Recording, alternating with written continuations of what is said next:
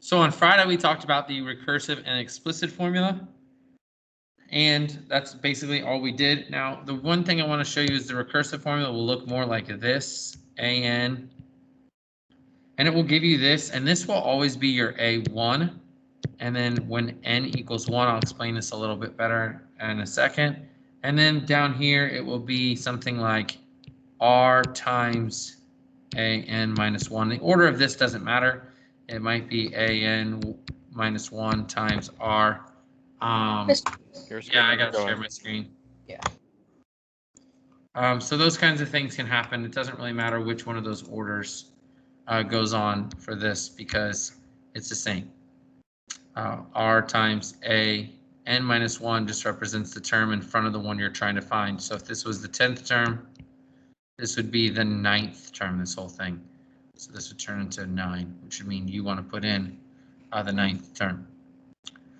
All right, so that's called the recursive formula. The explicit formula is AN equals A1 times R to the n minus 1. This is what we did all on Friday. We talked about using those two and why this one is good because you can find any one you want. This is good if you know the terms in front because it's much faster and easier to use. This is the one you kind of do on your own with your brain kind of does it. This one, it makes sense, and that's what we talked about on Friday. So if I told you like AN equals, and then I said 5, N equals 1, and I said 4,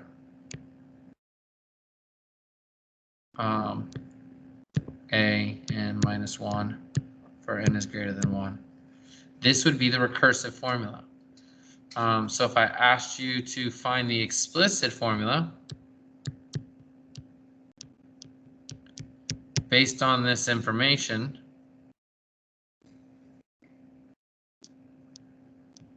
this is explicit by the way, find explicit, what you would do is you would say, okay, I know that that is the first term. And in my explicit formula, the explicit formula says AN equals A1 times R to the n minus 1. So I need A1 and I need R. So from this above information, where can I find those two things? Well, right here, that's A1.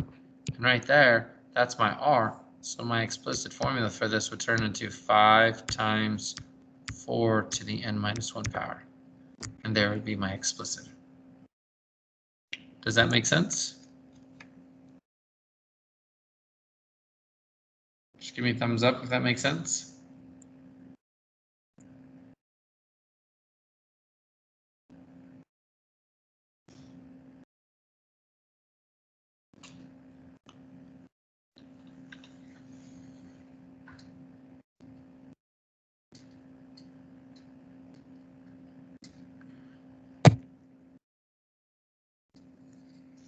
All right.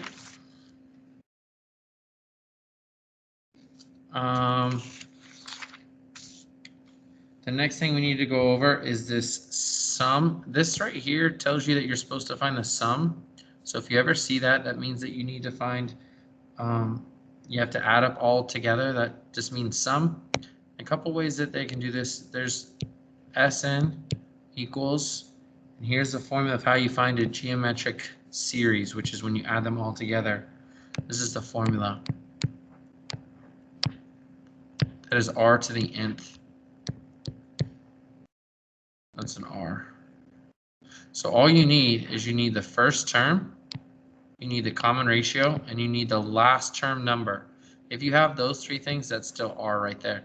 If you have those three things, you can find just by plugging in what a series would add up to. And so what happens is in a series, it would look like this. If I told you the series was 4, 8, 16, 32, and 64. Let's say I asked you to find, that is a geometric series because times 2, times 2, times 2, times 2. If I asked you to find the series, you'd add all these up together. And technically, yes, you could just add these numbers together in your calculator and you would get an answer. But I want to show using a number that you can see that that formula that I showed you above works. And so what you do is you say A1, which is 4, and you would do 1 minus, how do I get from here to here? That would be my common ratio, which is 2. And then my R would be 1, 2, 3, 4, 5, because it's the fifth one that I'm trying to add up all these to, over 1 minus R. If you do this, 1 minus 2. If you do this formula in your calculator, you're going to get the same answers if you just added all these together. So let's go ahead and do that. If you do 4 plus 8 plus 16 plus 32 plus 64, you get the number 124. And if you take 4 parentheses 1 minus 2 to the 5th power, it equals, and then divide that by a -1, you also get 124. Because this formula should give you the addition of all these things together.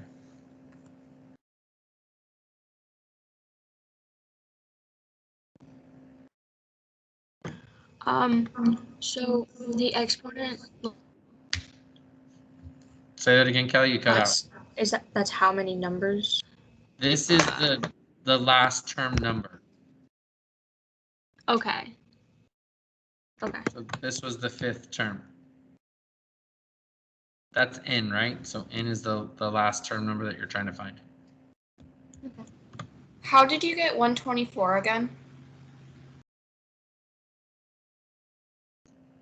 Which way? Top or bottom? Bottom. I took 2 to the 1/5. I 1 minus that. I then times that by 4. And then I divided that by, well, 1 minus -1 is, or 1 minus 2 is a -1. I took that and divided by -1, and I got that answer. Okay, thank you. Or you can just put this all in the calculator and hit equals, and then divide it by -1, and you'll get that same thing. But I used the calculator.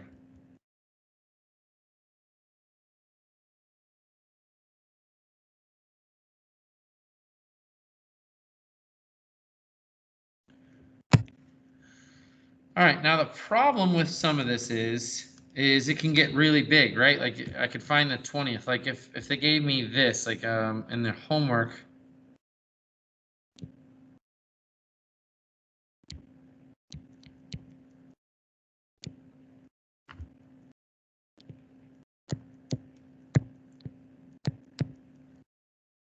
So they give it to me written like this. This is my explicit formula. This is my explicit formula. And the problem is I don't want to have to plug in a 1. Technically what this means is you're supposed to take n and plug a 1 in for n, and you'd get an answer. Let's, if we did this, if n equals 1, my answer is 1 minus 1 is 0, 2 to the 0 is 0, or is 1, sorry, and then 1 times 6 is 6. So that's my first term, if that makes sense, I hope. If I did 2, that would be 2 to the, put a 2 in here. 2 minus 1 is 1, 2 to the first is 2, 2 times 6 is 12. And 3. Well, since I realized that I'm just multiplying by 2 each time, I can just multiply this by 2 and realize it's 24. But do I want to have to keep doing that 20 different times, which is what it says it has to do? You have to go from n being 1 all the way to n being 20. Do I want to do that? Do I then want to take all those 20 numbers and add them together? Does that sound like an efficient way? When I have a formula that says all you have to do is have a1 times by 1 minus r to the nth power over 1 minus r. If you have all those, instead of doing all these and figuring out each one of those numbers and then adding them together, you can just go, okay, my a1 is 6 times 1 minus, what's my common ratio to get from here to here is 2 to the, what would be the n value for my final one would be 20. And then divide that by 1 minus 2. And if you do that, that should get you your answer. No, thank you. Appreciate it. I don't have a 5th period.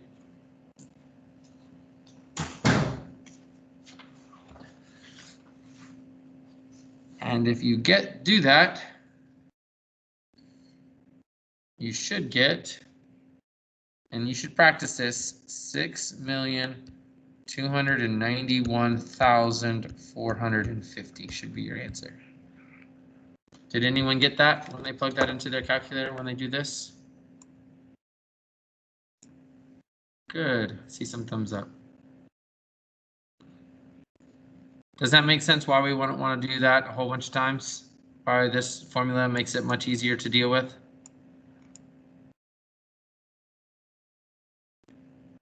All right, now some of the issues that can arise is they can give you questions like this. And this is where you're really, this is probably one of the best questions they can give you on a test. They can say, I want you to add, this is a geometric series, I want you to add all these together, but then they do this to you.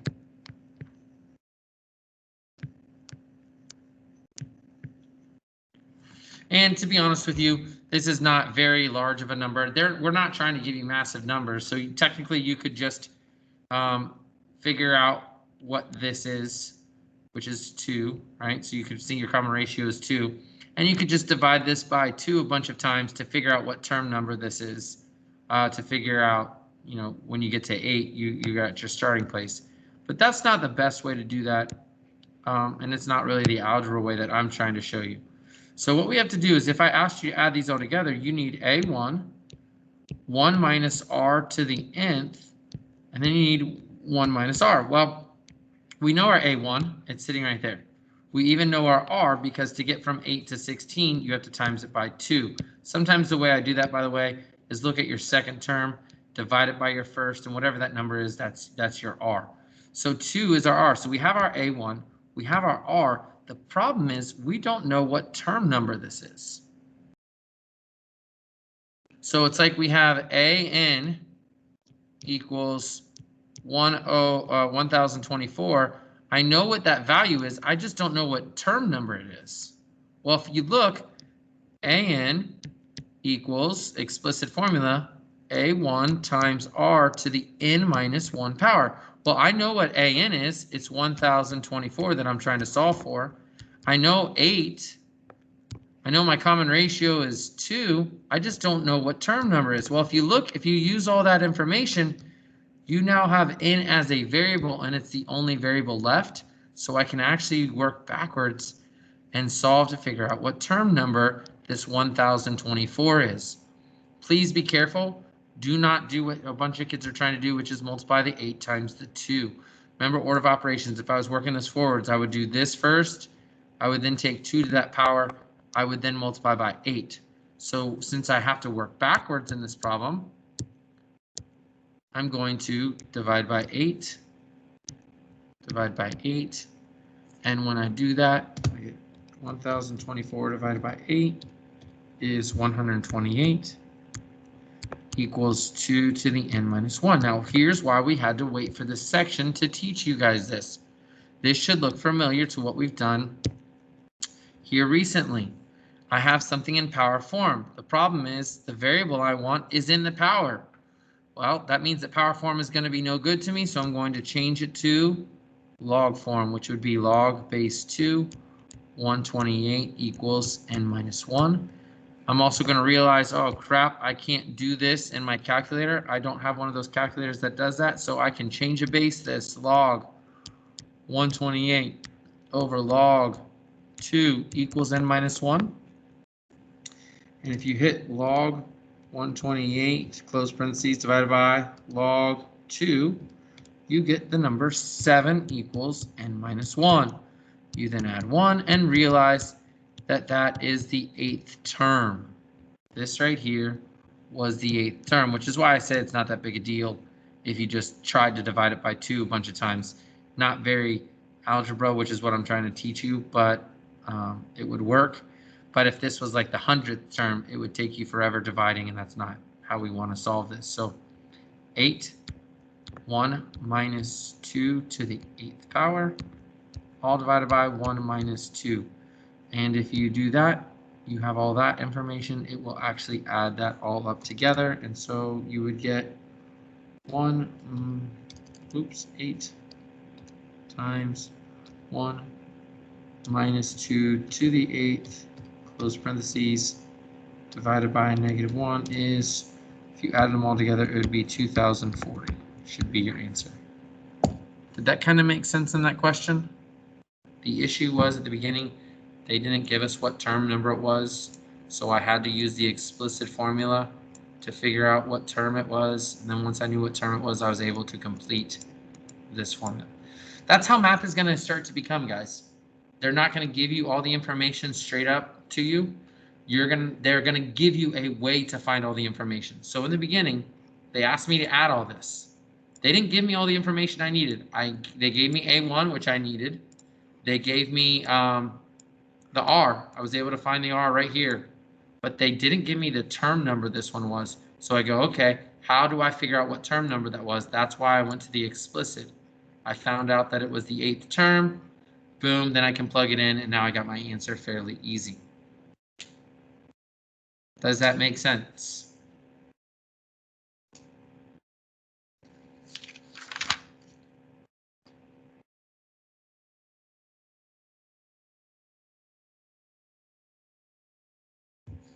All right, I'm going to give you some to try on your own, and then probably towards the end of the class, I'll give you some time to start your homework.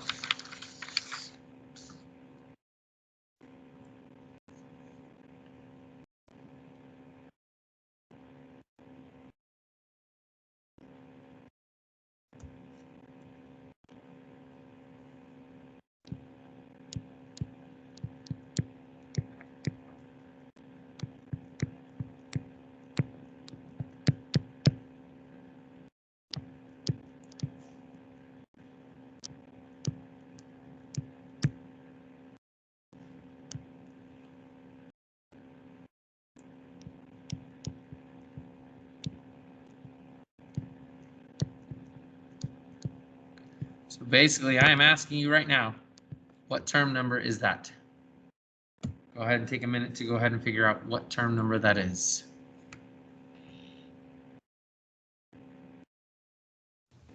What does that say? 7,688.7.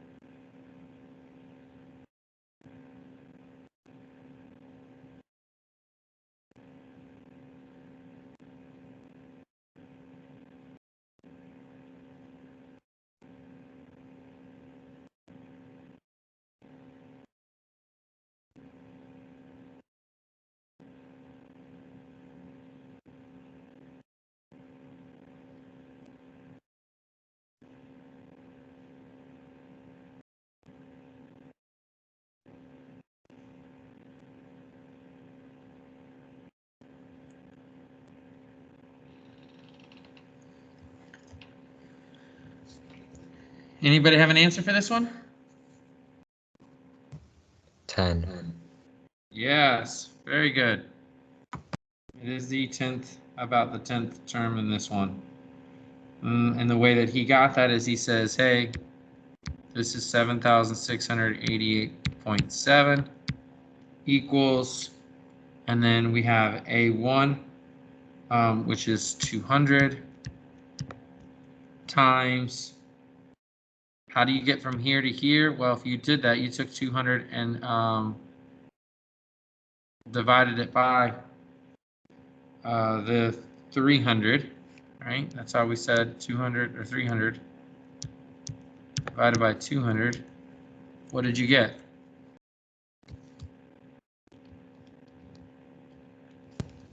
$1.5. So 1.5 would be our R to the n minus 1. And now we have everything we need. So we divide by 200. Whoops, love this thing. Divide by 200. So you have 7,688.7 divided by 200. Get 38.4435 equals 1.5 to the n minus 1. We then say this is no good in this form, so we log it. Log 1, whoops. Log base 1.5, 38.4435 equals n minus 1. We change a base this, so it becomes log 38.4435 over log 1.5. That's what I put in my calculator. Log answer divided by log 1.5. And you should get, it's like 9.000000, so many zeros, way over. So basically we're gonna call that 9 equals n minus 1. We add 1, and you get 10 equals n. Did that make sense?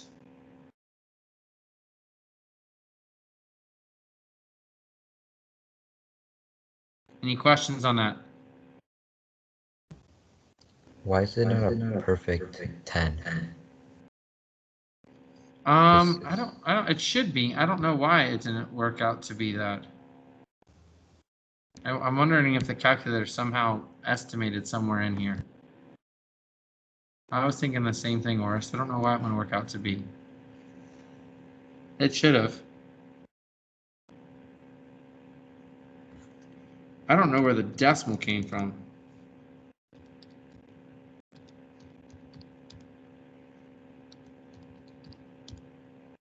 Oh, yeah.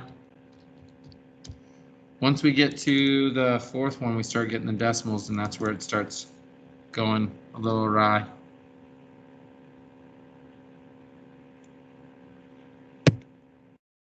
All right.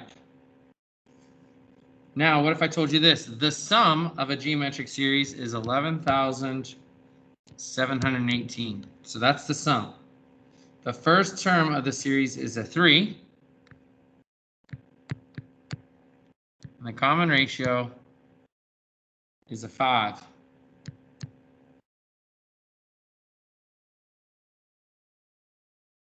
How many terms are there in this series? Well, now we're not going to use the explicit formula like we just did. We're going to use the series formula, which says the series of everything added together, which would be this number, is equal to A1, which would be 3, times, and then the formula is 1 minus 5 to the nth power, which is what we're trying to figure out, how many terms there are, over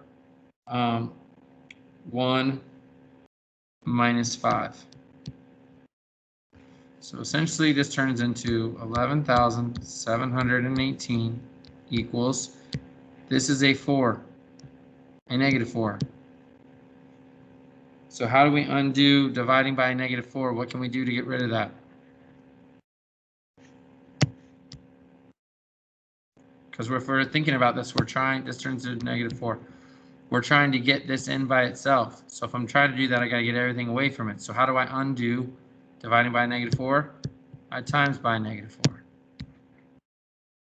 So then I times this side by -4. And then I get negative 46,872 equals 3. And this is 1 minus 5 to the nth power. We're going to leave it like that for a little while. We're then going to divide by 3. Divide by 3. We cannot do 1 minus 5 and then raise it to the nth power, by the way, guys. Leave that like that. That is 5 to the nth. Then you take 1 and minus that. Not -4 to the nth. That will not be the same thing. So when you do that, 46,872 divided by 3 is 15,624, and that equals 1 minus 5 to the nth. It's negative. This one, yes, sorry. We are then going to minus 1 from both sides. So we get 15 negative 625 equals negative 5 to the nth. We still can't do it yet because we just need something to the power, so we got to get rid of that negative. So divide by -1, and we get 15,625 equals 5 to the nth.